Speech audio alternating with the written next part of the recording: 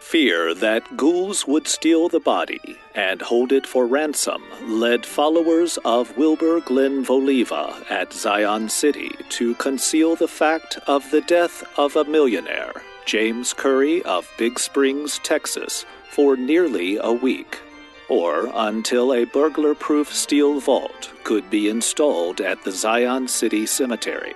Okay, first of all, what and who and why? In the strange religious empire over which Wilbur Glenn Voliva ruled, his authority was complete. So let me get this straight. Voliva runs some kind of religious empire and his followers are afraid of grave robbers? Mr. Wilbur Glenn Voliva, self-appointed censor of morals and manners in Zion City, has ordained that his policemen shall be equipped with quilts 15 feet square in which to wrap women wearing knickers while taking them to jail. Oh boy, women in pants, here we go. Voliva says the earth is flat, rimmed by a high wall of ice to keep travelers and mariners from falling over the edge. The sky is a solid dome resting on this ice wall. The sun and stars are hung in the sky like chandeliers. This guy runs his own religion, has his own town, thinks women should be arrested for wearing pants, and he's a flat earther? Oh, let's do this. And make out a small beam of light against the mirror.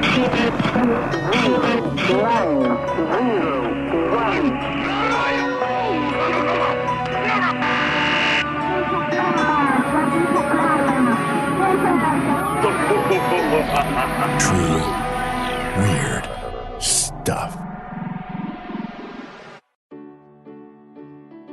Technically, Wilbur Glenn Voliva didn't found the town of Zion, Illinois, which is about 40 miles outside Chicago. That was the work of John Alexander Dowie, an evangelist and faith healer who emigrated to the U.S. from Australia in 1888. Dowie landed first in San Francisco with $100 to his name. Very swiftly, he turned his faith healing practice into a booming mail order business. It might have been greed or possibly the Holy Spirit that inspired Dowie to turn his attention to the Windy City. The World's Fair was coming to Chicago in 1893, and Dowie knew that the crowds the fair would attract could turn into customers for him.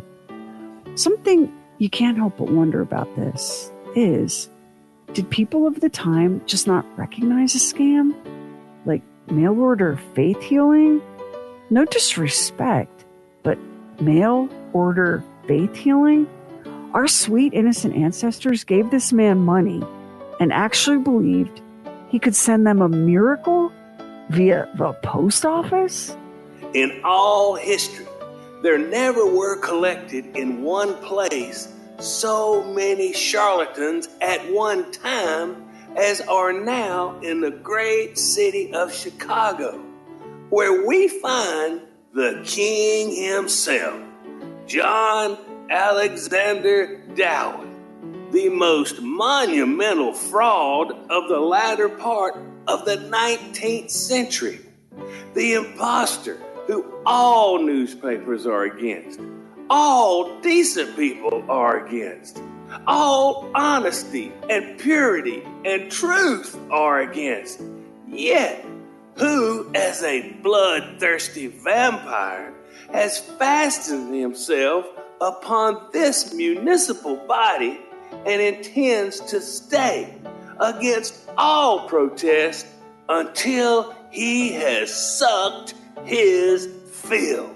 Oh, I guess maybe they did know, or at least the Reverend Frank DeWitt Talmadge knew. Talmadge was the pastor at Jefferson Park Presbyterian Church in Chicago. Talmadge railed against John Alexander Dowie, called him a false prophet, a modern satanic hypnotist, a perjurer, and a hypocrite. Since this sermon took place in 1899, he also threw in scoundrel, coward, because back then, to call a man a scoundrel was to serve up the most devastating insult to his honor. But of course, one man's scoundrel is another man's role model. As the Reverend Talmage was tearing Dowie to shreds from the pulpit, Wilbur Glenn Voliva was warming up in the wings to take over Dowie's kingdom.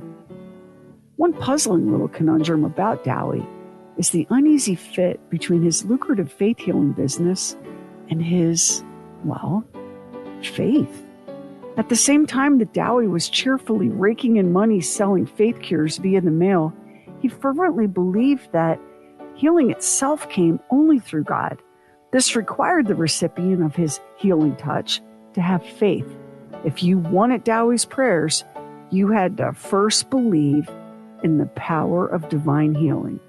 And what would a cynic say immediately upon hearing this? It's genius! If the healing doesn't work, it's because the person receiving it doesn't really believe. It's their own fault.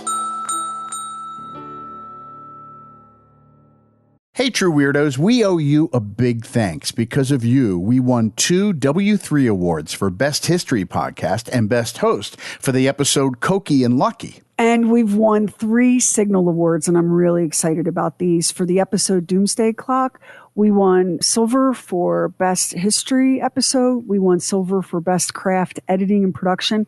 And Max also won a Listener's Choice Signal Award for his outstanding work on Doomsday Clock. His outstanding work on every episode, but that one was recognized. None of this will be happening without you. We are so grateful for our community of listeners who come to this podcast every single week to hear these stories. We make it for you. We couldn't do it without you. We hope you'll stick around after the episode because there's more to the story. Nothing fell into Dowie's lap in Chicago. The World's Fair didn't recognize his Divine Healing Association as a legitimate church and denied him a spot on the Avenue of Churches. Dowie might have been disappointed, but he wasn't defeated. Instead, he set up shop across the street from the entrance to the World's Fair, calling his new home Tabernacle Number 1. Chicagoans called it the Little Wooden Hut. The walls were decorated with canes and crutches and orthopedic shoes, the relics, according to Dowie, of those who he'd healed by faith so that they no longer needed their medical aids. Times were tough for Dowie that first year. He needed a miracle. Or a celebrity. He got the latter. Her name was Sadie Cody. Oh, you've never heard of her? Maybe you know her uncle, Buffalo Bill Cody? Sadie had come to Chicago to watch her uncle, Buffalo Bill Cody, perform his Wild West show at the World's Fair. Soon after arriving, Sadie's back pitched an unholy fit, leaving her in agony. 5 of my vertebrae were worse than useless. An abscess as large as my fist was at the base of my spine. A large swelling was developing into a tumor. My leg was 3 inches short, and in that condition, I was brought to Chicago. Sadie suffered through the World's Fair and returned to her home in Indiana, where doctors examined her and reported there was nothing to be done. But Sadie had heard tell of the astonishing cures being wrought by a faith healer at the Little Wooden Hut. So Sadie wrote to Dowie, and he emailed her back a prayer and a specific time at which to pray it. Sadie was amazed to find herself improving, and so decided to make the trip back to Chicago. After Dowie had laid hands on me in the name of the Lord, there commenced a great struggle. The feeling was dreadful, and I became insensible. I could not see, nor hear, nor speak, but immediately almost, I awoke. And what a blessed awakening. I felt new life in me. There was no pain and no aching. I had really awoke to health. From that moment, I have been rapidly improving. And now, I stand before you with both limbs of equal length. My spine that was so sensitive that it could not be touched with a finger without fainting can now be rubbed as hard as anyone can rub it. The swelling from the abscess and tumor has gone. For a dude that arrived in America with $100 to his name, Dowie was doing very, very well. By 1896, he'd founded his own church, the Christian Catholic Church, which had nothing to do with that other famous Catholic church. Dowie was the proud author of a pamphlet called Rome's Polluted Springs. The man was no friend of the Vatican. But he was ambitious, clearly, and over a period of a few years, he secretly bought up 10 square miles of lakefront land roughly 40 miles north of Chicago. And it was there in July 1901 that Dowie founded Zion, Illinois. It was to be Dowie's religious utopia. There would be no smoking and no drinking. Also, no dancing, no card games, no theatrical entertainment of any kind, and no driving over 10 miles per hour. Pork was banned, and so was spitting, along with oysters, tan-colored shoes, swearing, politicians, and doctors. Dowie hated doctors. Oh, and one more thing. Getting caught whistling on a Sunday meant automatic jail time. To the world at large, the colony founded by John Alexander Dowie is a walled city which the unbeliever may not enter, and from which the faithful may not depart. So, a whole lot of stuff you couldn't do. But what you could do, according to Dowie, was live a sinless life.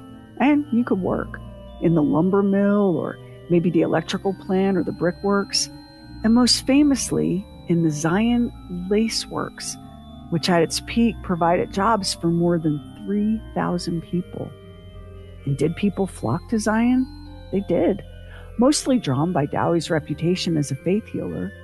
And one of Dowie's most fervent followers was Wilbur Glenn Voliva, who joined Dowie's congregation 4 years after being ordained himself and rapidly ascended to the position of elder of the Christian Catholic Church of Zion, Illinois. In 1901, Voliva even went to Dowie's native Australia to oversee the Australian branch of the Christian Catholic Church, where Wilbur got into some bizarre legal trouble. The hearing of the charge against Wilbur Glenn Voliva, a minister of the gospel in the Christian Catholic Church of Zion, of having used threatening words where breach of the peace might have been created, was resumed in the Central Police Court today. The words complained of were, "You'll have your head shifted. We have enough here to throw you out bodily, and we will do it." In cross-examination, Voliva said he had made use of the word scoundrel from the pulpit in a general way, but he did not make use of the word on the night in question, nor did he call anyone a ruffian or apply an improper name to a woman. Voliva was convicted and fined, a fine he paid rather than spend 7 days in prison. And who knows what other shenanigans he might have gotten up to in the land down under had his hero and mentor Dowie not suffered a stroke. At the close of his sermon a week ago last Sunday, Dowie retired to a dressing room in the tabernacle and was almost immediately overcome. His attendants placed him on a couch, and in a short time it was discovered that one side of his body was completely paralyzed and that his condition was serious. Dowie was 58 years old, but in 1905, 58 wasn't the new 38. 58 was old, like old. As in the life expectancy for a male in America at the time was about 54 years. Dowie went to Jamaica with the intention of recovering from the stroke and then returning to the States to resume leadership of his Christian Catholic Church of Zion. In the meantime, though, he asked Wilbur Glenn Voliva to come home from Australia to serve as a temporary overseer. This move placed Voliva above every officer in the church, except for Dowie himself. And so Voliva landed back in the States in February 1906, just in time to seize control of the Christian Catholic Church of Zion from its founder. In a secret session held at Dowie's own temple on April 2nd, 1906, convened by Voliva, the founder of Zion was, by unanimous vote, declared insane. Even Dowie's own wife and son voted against him and pledged their obedience to their new leader, Wilbur Glenn Voliva. The prophet, Dowie's autocracy has been broken. and Zion City becomes spoil for lawyers. The charge of insanity seemed to have far more to do with money than with the state of Dowie's mind. The man owned not just property in Zion City, but he owned the Zion Bank too, running it as an unincorporated entity entirely under his own control. The way Dowie mismanaged all of it was a scandal so enormous that the man just about had to have a catastrophic stroke if he was to get even an ounce of sympathy from his flock. After a second stroke, Dowie settled for a time in Mexico, on the church's dime, of course. He sent a telegram home to Zion City, signing it Elijah II, a title he'd given to himself, and demanding that the head of Zion Bank, Deacon Alexander Gradinger, be immediately fired from his position and kicked out of the church. It was just an ill-conceived attempt by Dowie to brazen his way out of the mess he'd created. If the prophet were present, perhaps his personal hold on his followers might have enabled him to carry the point. Dowie also threatened Voliva and all church officials with dismissal unless they came to heel. Multiple strokes, old age, and a vote of no confidence be damned, Dowie was back in Chicago by May. He stood in his old pulpit in Zion City in front of an audience of 600 and called Voliva and his supporters a faction of thieves and robbers. But whatever grip Dowie had once had on the Zionists, the spell was broken. The congregation was shouting and jeering. A riot call was sent out to the local police. Dowie, weak and frail, had to be carried from the tabernacle by 2 attendants. His downfall was as dramatic as his rise, and just about as seedy. As if being accused of financial misdeeds wasn't bad enough, he was also accused of polygamy. His own wife testified against him. And then his son, Gladstone Dowie, told the press that his father was crazy, incompetent, and a poor businessman. And if Gladstone was no fan of his father's, he had even less respect for the new head of the church, Wilbur Glenn Voliva. Voliva is a hypocrite, a liar, and a traitor. And the majority in Zion City are a pack of hypnotized, brain-sick fools. Such a combination can never stand. And with that, Wilbur Glenn Voliva rode a mutiny that he called a revolution to the very pinnacle of the Christian Catholic Church of Zion, only to find, when he got there, that Dowie's godly Utopia was in an unholy amount of financial trouble.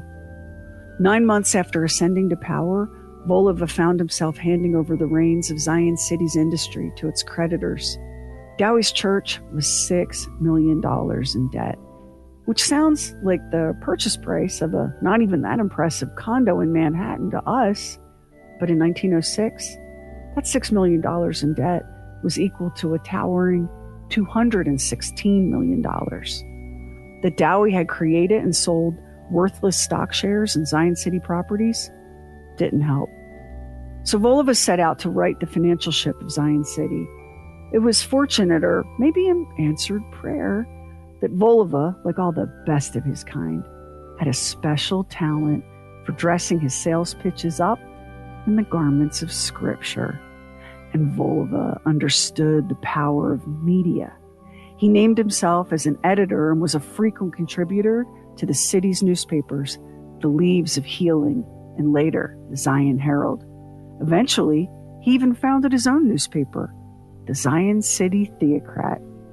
Voliva wasted no time making sure that people knew his beliefs in detail.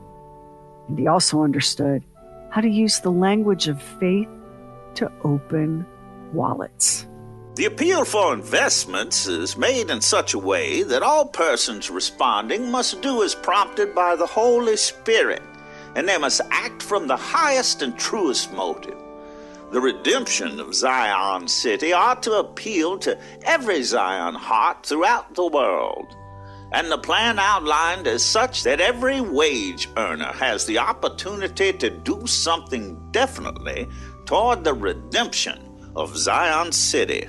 Voliva filled the pages of Zion City's newspapers with his ideas, philosophies, and pleas for donations. There wasn't anything subtle about it.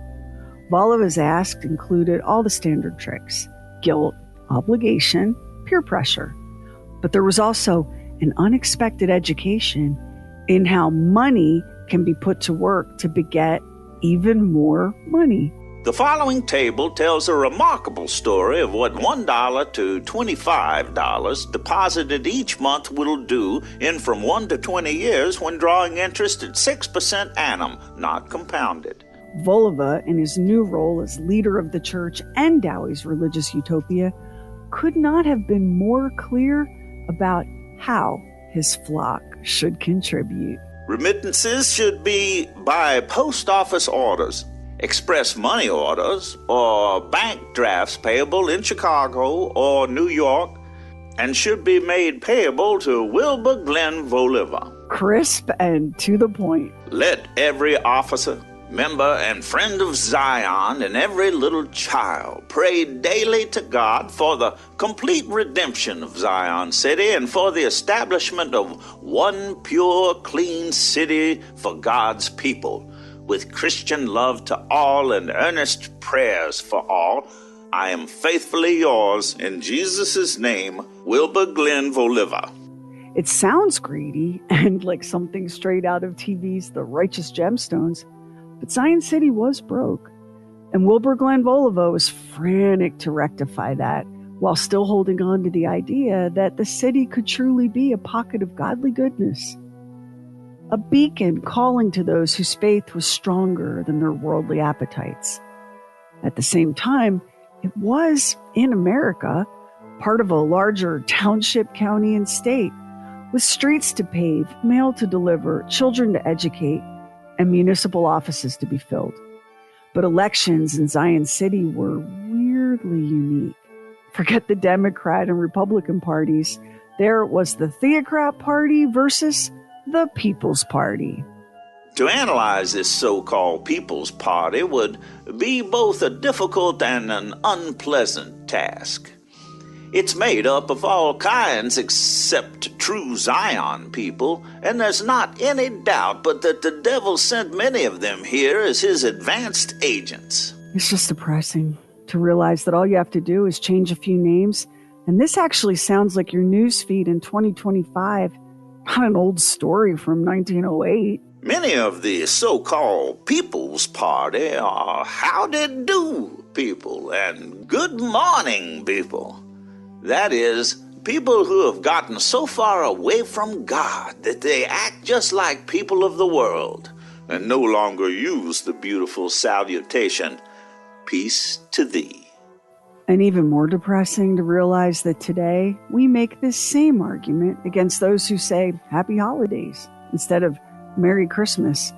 Surely we really are the most exhausting meat creatures in the whole Milky Way. Anyway, with every passing day, it was more and more clear that John Alexander Dowie hadn't built a religious utopia so much as he built a house of cards. And now it was collapsing. With Wilbur Glenn Voliva at their head, the citizens of Zion City are making their last stand in the legal ditch. Their fight is for the validity of the 1,100-year leases with 75 restrictions that were invented by Dowie and sold to the faithful. An 1,100-year lease isn't at all the same thing as owning the land you've built your home or business on. And those 75 restrictions, those were what called the faithful to Zion City. Without those bans on liquor and whistling and dancing and doctors and vaccines and cigarettes and women wearing pants, well, it would just be like any other place, wouldn't it? Just a democracy instead of a theocracy. A man named Daniel Bryant, who represented those in Zion City who were like, maybe, religion doesn't have a place in municipal government. It was a big mess. And though Voliva was Dowie's handpicked successor, he didn't inspire the same fervent loyalty in the flock. Dowie's was a cult of personality, and the faithful hadn't all transferred their loyalty to Voliva. Whatever the future may hold for Zion City, whether the continuance of puritanical peculiarity or the introduction of liberalizing policies, the present Zion City is in the grip of dissolution. The atmosphere of decay hangs heavy over it. Weeds grow high in the streets. Empty dwellings tell of Zionists that have left Zion. The huge hotel is all but vacant. The Zionists mourn Dowie. They miss the Moses who led them to the promised land and then died. The Moses who ripped them off and profited from their trust and faith.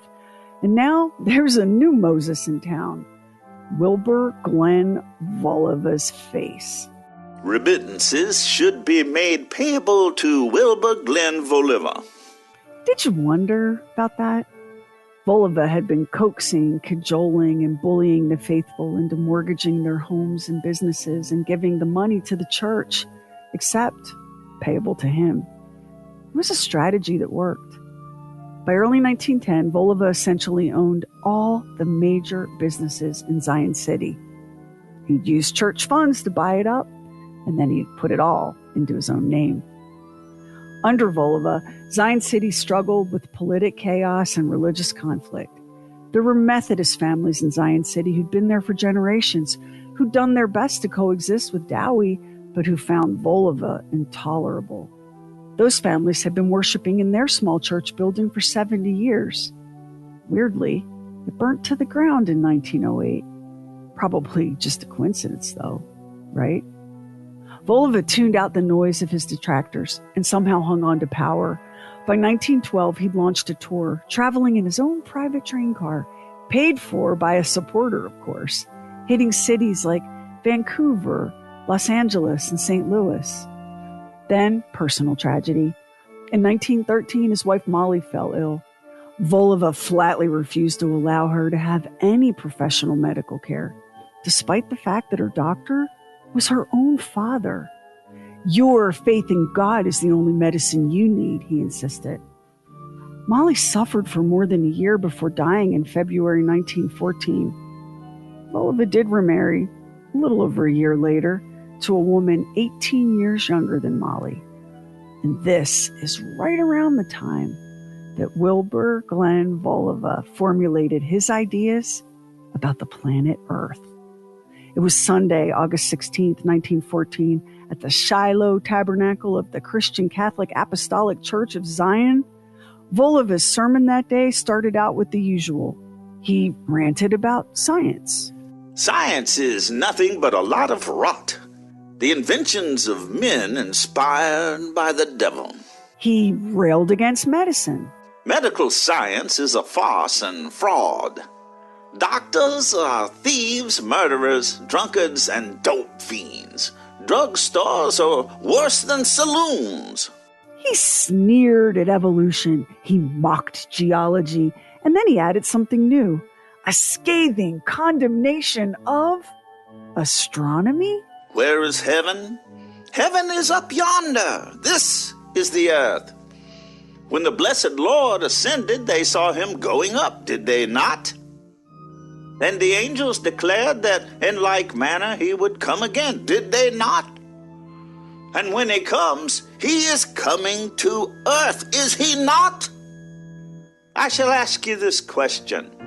If the world is whizzing around in space at the rate of 1,500,000 miles a day, whizzing around many times as fast as lightning travels, how is the Lord going to light on it?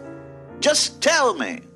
There is heaven right up there, and between this earth and heaven, where God's throne is, in the upper air, are wicked, lying spirits, and down below is hell.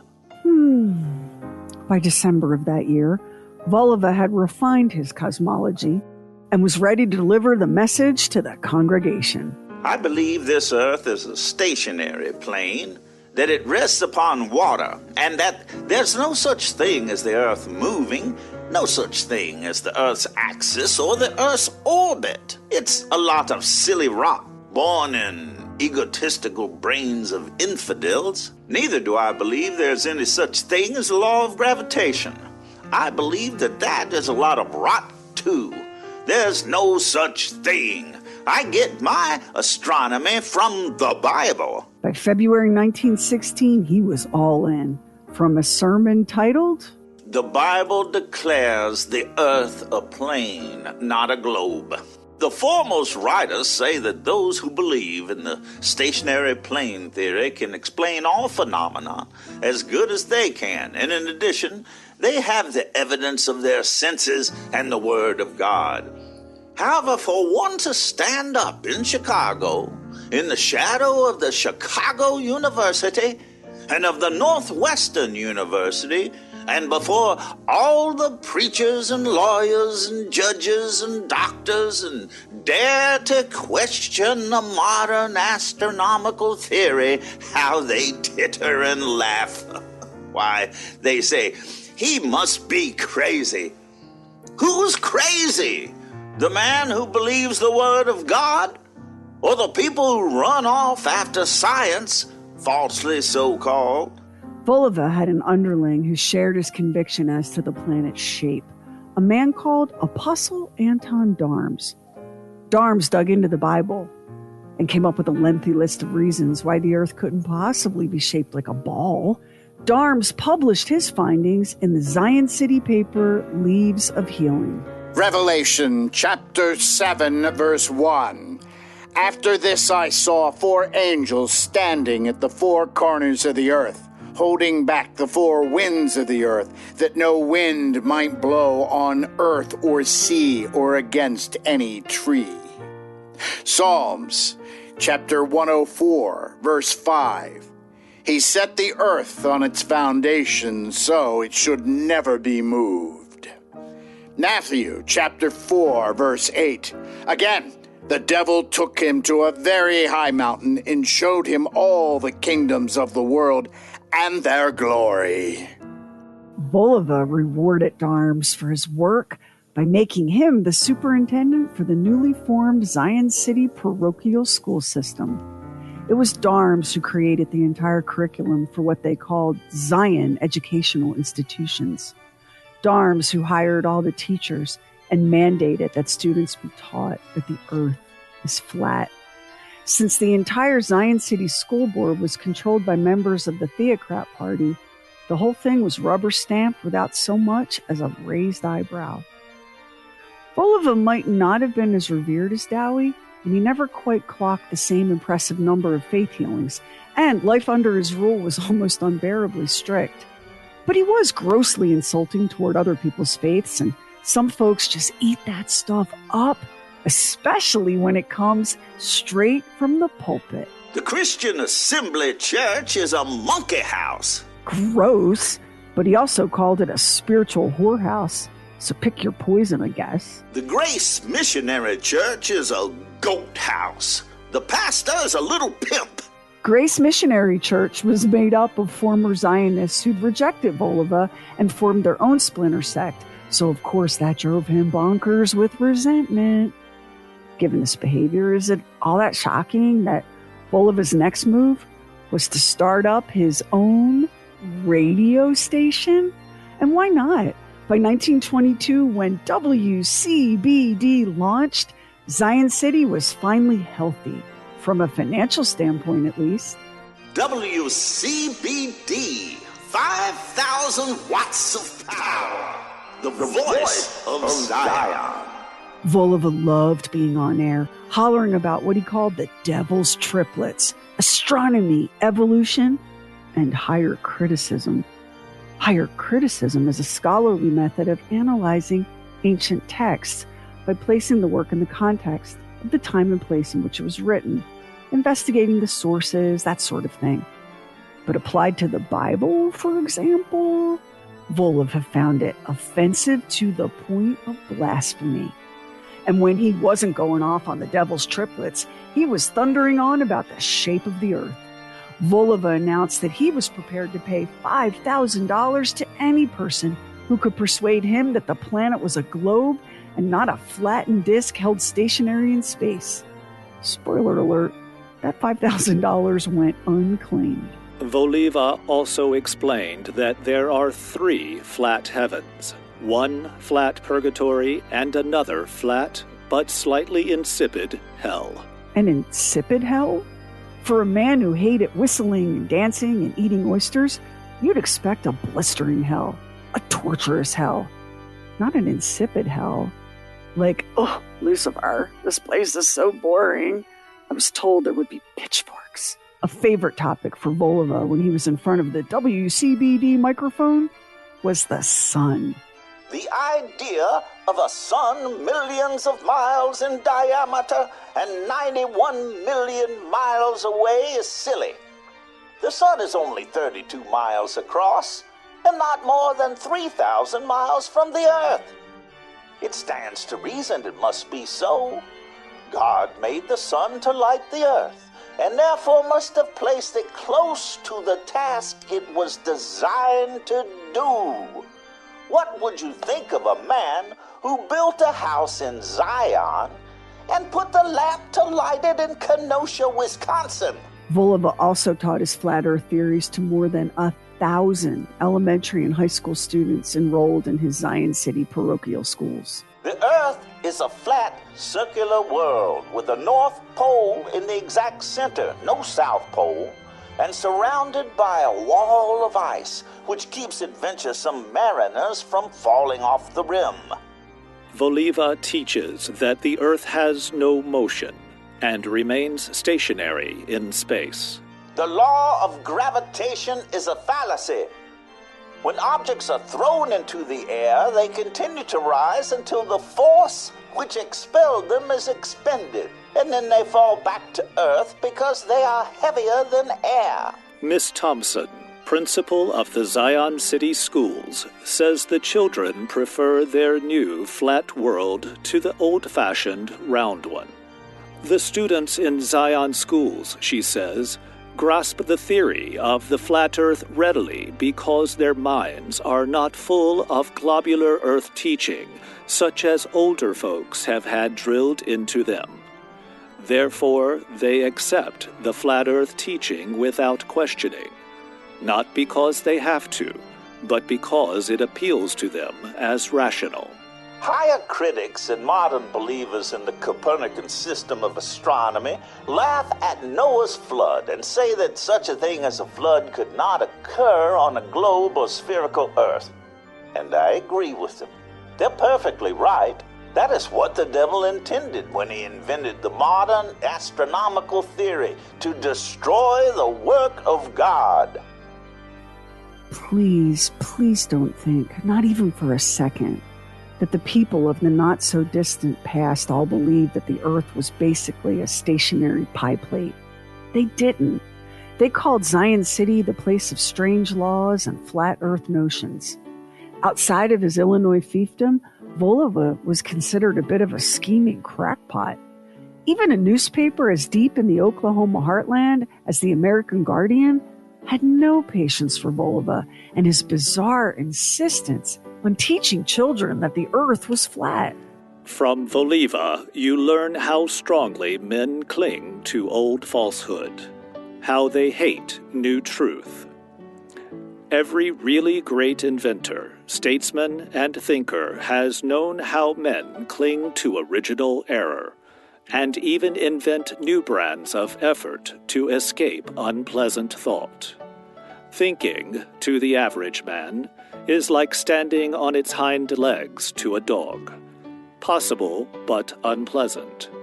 Both become impossible as dog and man get old. Wish that didn't ring so true. If taking over Zion City, collecting church funds into his own accounts, dictating what could be taught to the children of the faithful, and by whom, and tossing science out the window didn't alienate the Zionists, what in the world did? That same old that always seems to come from men like Wilbur Glenn Voliva. Greed. He could have called the Earth a Ritz cracker, and it wouldn't have dulled his shine a bit. But his increasingly lavish, opulent, over-the-top lifestyle? Mr. Voliva's power in Zion, a depressing spraddle of wooden houses and mud, is stonily autocratic. He is master and head of all of Zion's industries, From the handkerchief factory and meat shop, to the bank, school, and radio broadcasting station, which, in spite of Voliva's repudiation of all scientific research and development, is one of the most powerful in America. The people living in that mud, under the thumb of Voliva, had no movie theaters to distract them, no public library, no art, no music other than hymns, no dancing, no bubblegum. Voliva disliked it. Even fashion was strictly controlled. The chief of police monitored women's hemlines and necklines. The sight of a collarbone was forbidden. Voliva owned everything, and the people of Zion City were his serfs, his peasants. The censorship is radical. The law in Zion is seldom, if ever, violated. There are no bandits, and there is no liquor. Young men do not do wrong, and girls do not fall by the wayside. All go to church. They have to. In December 1929, Voliva's net worth was reportedly $5 million. But what no one yet understood, especially Voliva, was the Great Depression was already underway, and Voliva's Zion City dictatorship, because that's what it was attracting a most unpleasant kind of attention.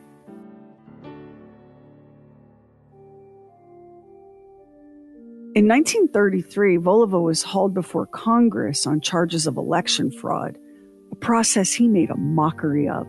Of course he did. He'd crafted a life above the law and beyond its reach. I am neither a Republican nor a Democrat. I'm a theocrat. My influence spreads over Zion City, Lake County, Illinois, and the whole United States. Back home in Illinois, though, the Great Depression hammered the industries and businesses of Zion City, forcing one after the next into bankruptcy. By the end of May 1933, Zion City was placed under federal receivership. Voliva owed more than $500,000 while showing zero personal assets. Just a penniless man of God. The city was in the hole for $800,000, nearly half its total value.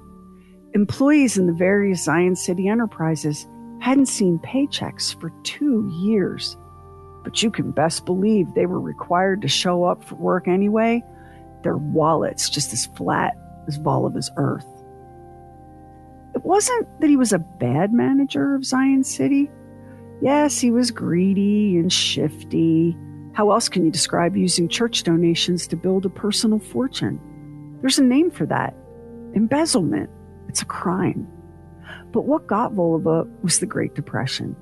Because no amount of charisma, no sermon, no threat of damnation could make a dent in a worldwide economic downturn that left millions unemployed, decimated industrial production, and saw hungry people standing in long lines for a piece of bread. The end has apparently come, for there is little likelihood that the receivership will revive a sufficiently rejuvenated Zion City. Ever the optimistic flat earther, though. In 1907, when I came to Zion, the city's assets were only 83 cents. In 1927, its assessed value was $10 million, and in 1932, $6 million. That shows what I have done. I'll do the same again as soon as there's an upturn. Voliva assured the faithful and the doubters that he would live to age 106, that Zion would flourish once again in all its puritanical fundamentalist glory. Then, a disgruntled employee of Zion's Shiloh Tabernacle set the building ablaze. That setback was followed by Voliva being forced to declare personal bankruptcy. The dominoes fell rapidly after that. The independents, those godless inhabitants of Zion, according to Voliva, managed to seize control of Zion, forcing Voliva out of power and into an honorary role. And the ultimate insult? The new city leadership redesigned the sticker that every car in Zion was required to display. And that meant Wilbur Glenn Voliva was made to attach the image of a globe to his vehicle. When preaching about the Earth being flat as a phonographic disc, Voliva would also offer his predictions for the end of the world. When the world failed to end, as he predicted in 1923, 1927, 1930, 1934, and 1935, Voliva was philosophical. He could admit when he made a mistake. According to the scriptures, September 16th, 1936 began the last 7 years of Gentile governments. The world has entered into a period which will close in 1943 with the Battle of Armageddon. When it's over, in 1943, civilization will be demolished. Anarchy and chaos will be everywhere. The men to watch are Mussolini and Hitler. Voliva got the names right and the dates wrong, but it didn't matter for him. Wilbur Glenn Voliva died on Monday, October 12, 1942. He was 72 years old. He was spared the destruction of his earthly home, that giant pancake rimmed on all sides by a towering wall of ice. Newspapers all over the country reported on his passing, though Voliva might have preferred not being remembered as a cult leader who ruled over an empire of strangeness. He'd be much happier to know that his memory is very much alive in the flat earth community, and he'd love his modern descendants. Voliva only had to fight with Copernicus and Admiral Byrd to defend his belief in a flat earth.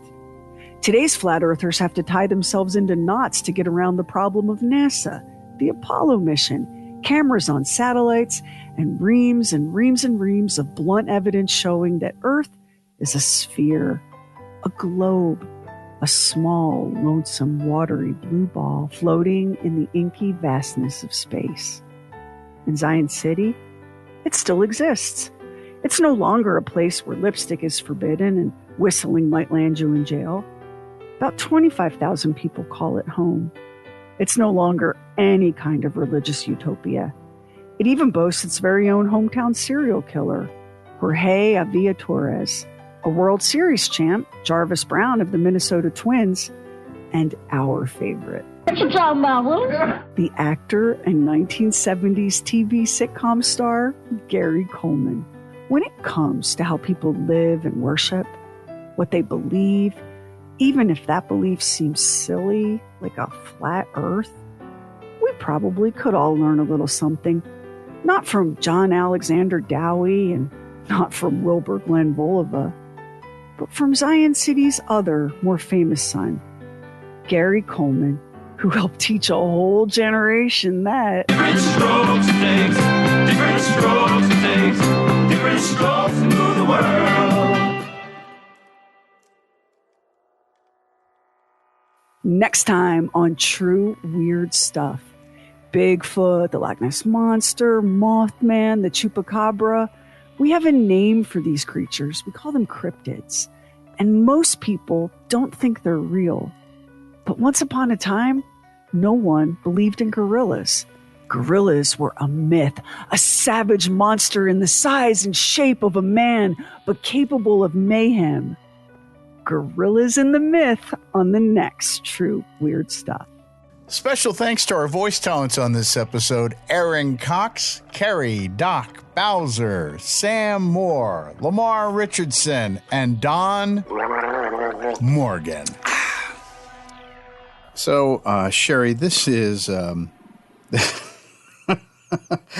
You know, I love the fact that we knew the Earth was round even before Christopher Columbus. You know what I mean?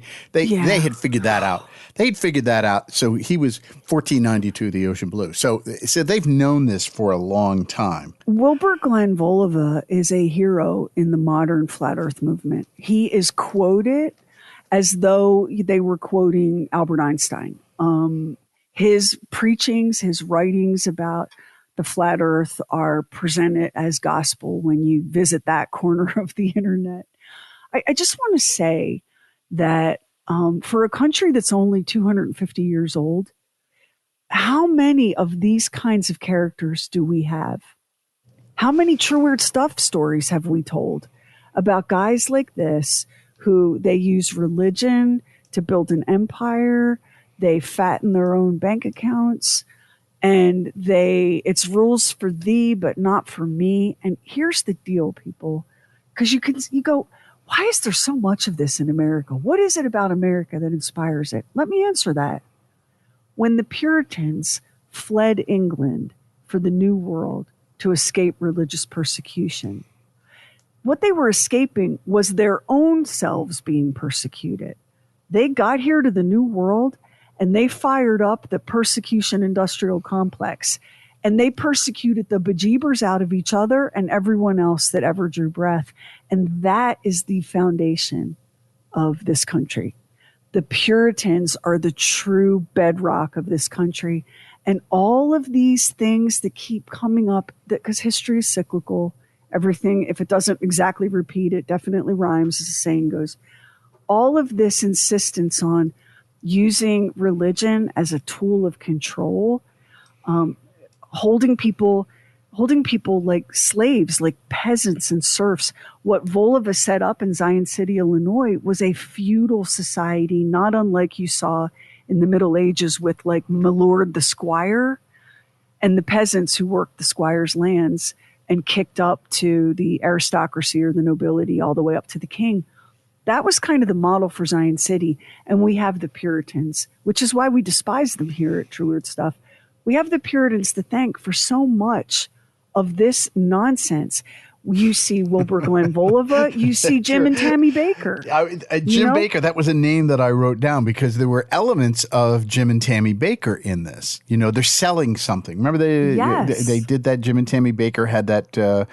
They had lifetime memberships for the PTL Club. Yeah, the PTL Club Club. for this great big, their own Disneyland down there, and you could go. You know, they were lifetime memberships. And so there was this sort of huckster mentality that was going on. I suppose people will always fall to it, but I don't think it's because people are stupid. I think people are thirsty.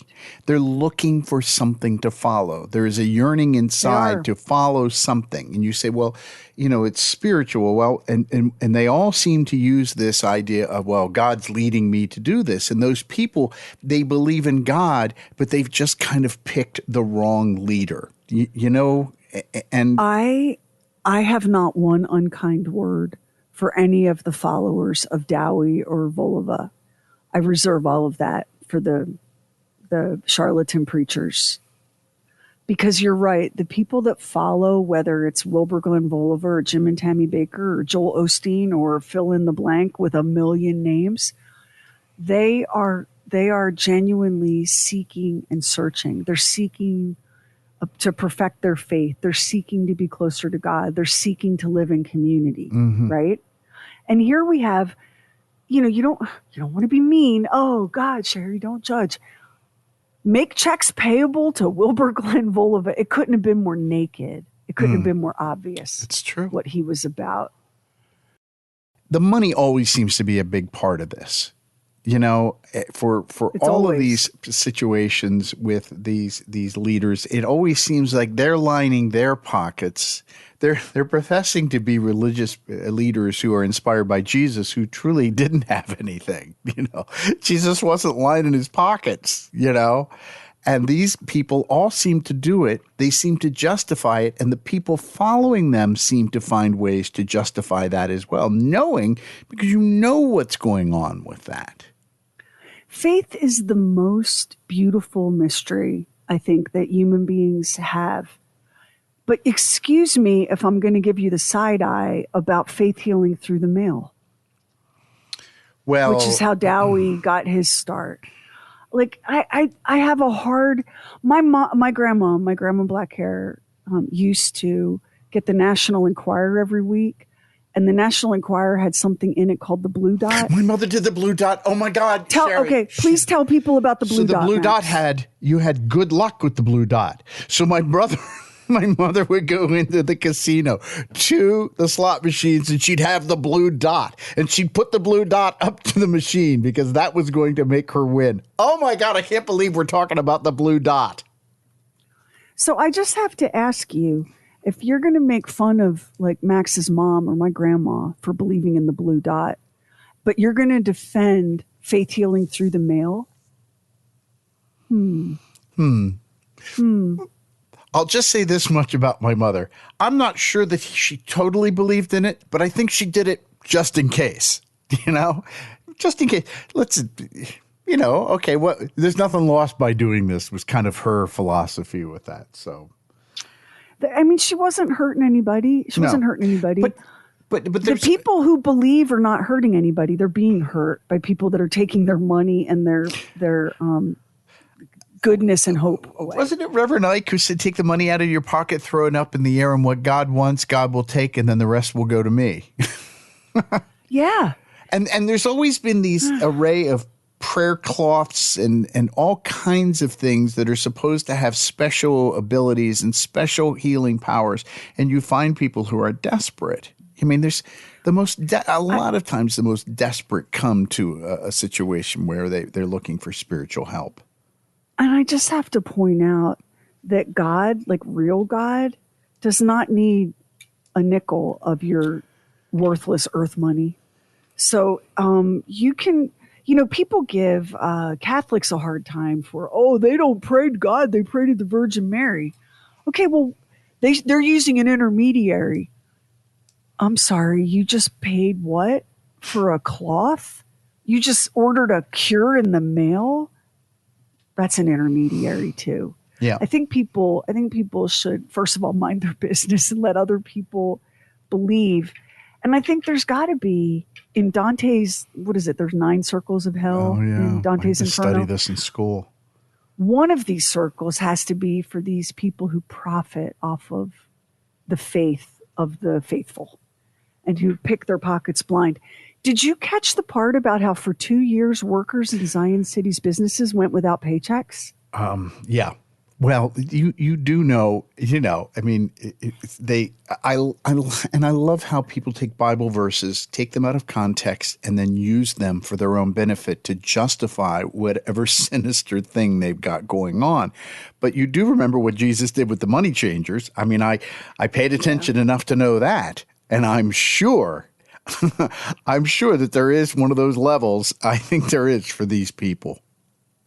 Y'all, what's really magical to behold, and I want to shout out the grifting in the name of God community for what I think is a pretty outstanding magic trick. So we start out with the Puritans who are like, we don't want religious persecution unless we're persecuting you, Prudence, right? So we start there. And then we have about 150 years of guys like John Alexander Dowie and Wilbur Glenn Voliva. And those guys are helping us move toward prosperity gospel, which is if you're a good person, God blesses you with riches. And if you're poor, it must be because you're shit. Yeah, so that's exactly right.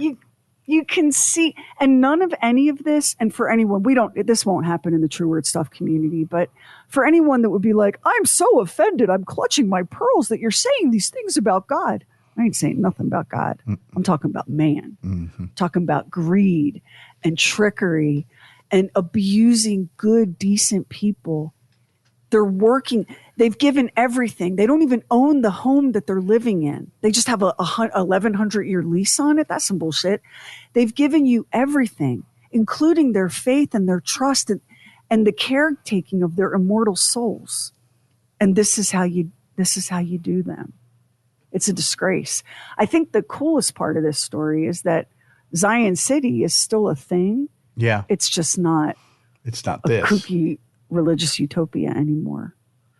And I was so delighted to find out that Gary Coleman from Different Strokes.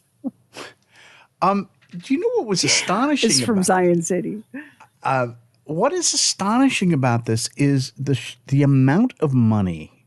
So, as you said before, $6 million, what was it, like let's just say 1920. So this went on for 30 years, thereabouts, starting with Dowie and going on.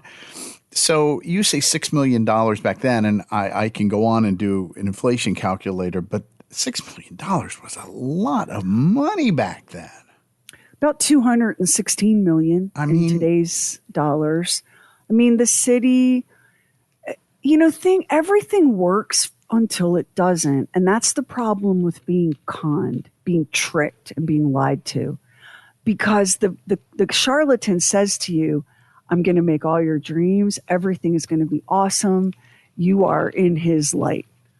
And at first, as the grifter is robbing you blind, emptying out the cupboards, stripping the walls of the metaphorical house, at first, you don't realize what's happening because the lights are still coming on and the trains are still running and you're still living your daily life, getting up, going to work, putting the kids to bed. Mm-hmm. But that grift and that ripoff, it begins to accelerate. And as it accelerates, you begin feeling the pinch. And this is what happened to the people in Zion City. And then one day you look up and you're not getting a paycheck anymore. And you don't own the house that you live in. You don't own the business. You've given all your money to this man in exchange for what you thought was a secure and prosperous life. And now you've got literally nothing. So you want to talk about despair and sunk cost fallacy. What were these people to do? This is like, forget calling this a crime. This is a sin to do this to people. This is a sin.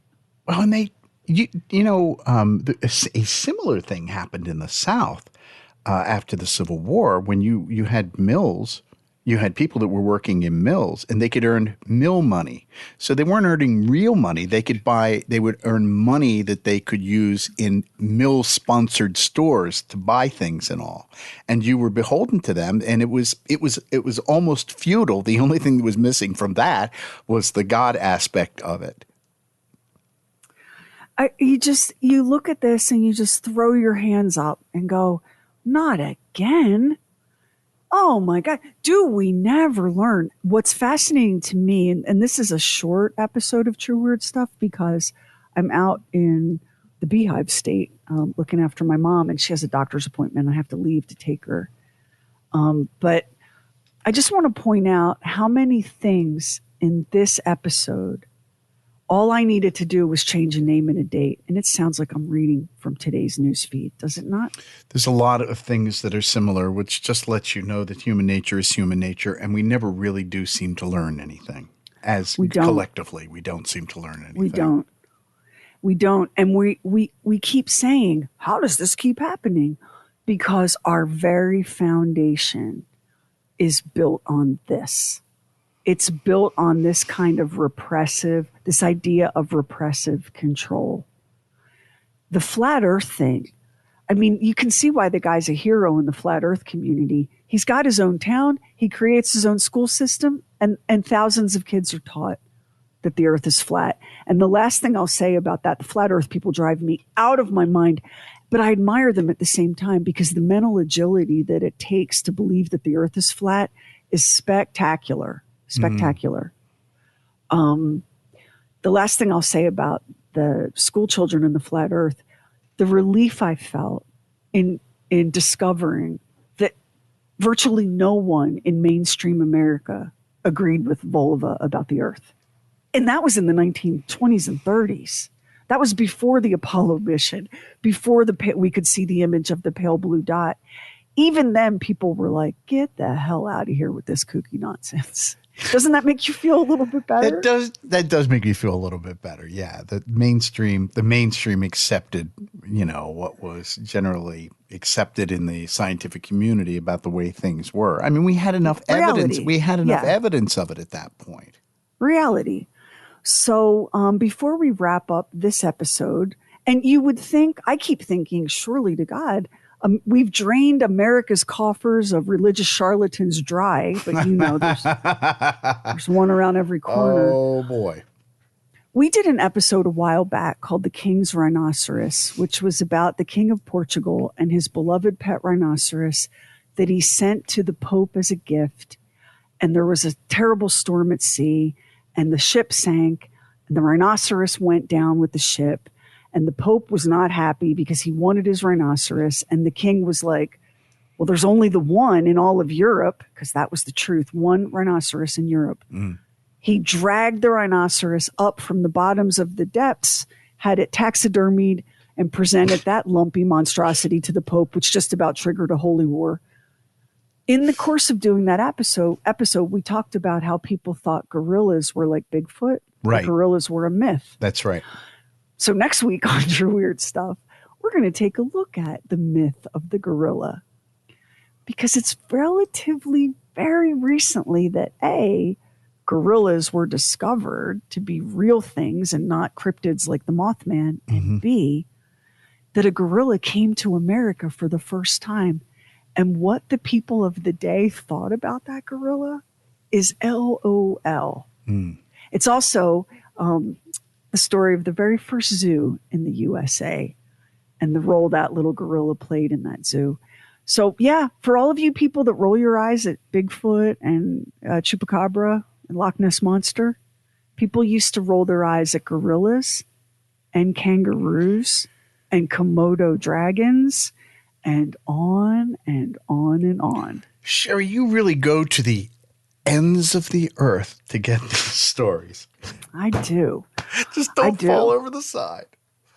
I do. I'm going to climb that ice wall, and we'll see you on the next episode of True Weird Stuff. And if you listen to us on Apple Podcasts, hit the plus button in the top right corner, and now it helps an independent podcast like ours to get discovered. And we really appreciate it if you subscribe, rate, and review True Weird Stuff. Hit our website, trueweirdstuff.com, for show notes and photos and videos when we have it, and bonus content. Everything True Weird is waiting for you at trueweirdstuff.com. And follow True Weird Stuff on Instagram. True Weird Stuff is a Now Media production. Our executive producer is Anthony Garcia. The show is written and hosted by me, Sherry Lynch, along with my deeply weird director, Max Sweeten. Our equally odd producer is Carrie Bowser.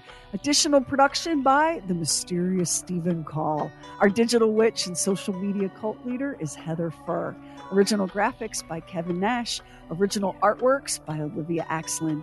True Weird original music composed and performed by Jack Griffin and Zane Nash. Copyright 2025 Now Media. All rights reserved, all wrongs remembered.